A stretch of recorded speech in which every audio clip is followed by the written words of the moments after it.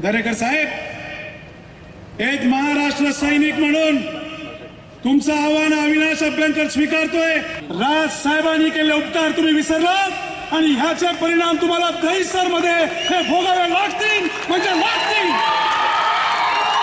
आणि काल कोणतरी कुठल्याही बँकेचे चेअरमन आले होते, त्यांनी साहेबांवर टीका केली। काय म्हणाले ते काल?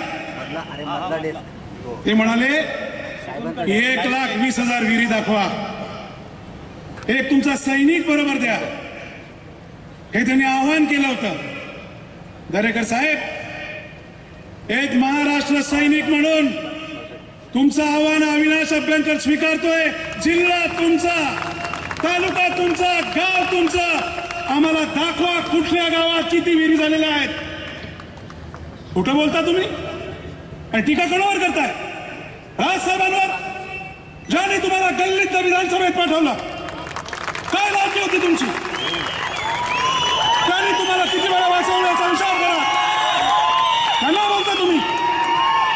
मी समजू शकतो स्वतःच्या स्वार्थाकरता तुम्ही दुसऱ्या पक्षात गेलात, स्वतःच्या स्वार्थाकरता संधी साधूपणा करता तुम्ही दुसऱ्या पक्षात गेलात, पण लक्षात ठेवा राज साहेबांनी केले उपकार तुम्ही विसरलात आणि ह्याचे परिणाम तुम्हाला दहिसर मध्ये हे भोगावे लागतील म्हणजे लागतील।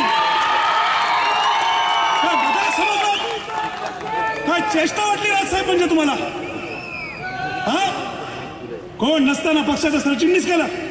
काल सांगता एका स्टेजवर आम्ही 10 जण होतो, त्यातले 9 निघून गेले। होय नाशिकचे गेले, नाशिकचे गेले, होय गेले।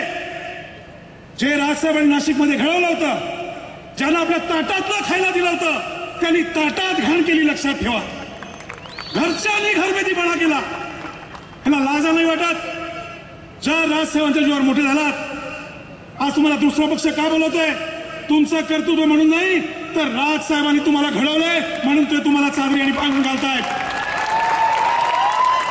आणि राजसाहेबांनी नाशिकमध्ये काय केलं विसरलात?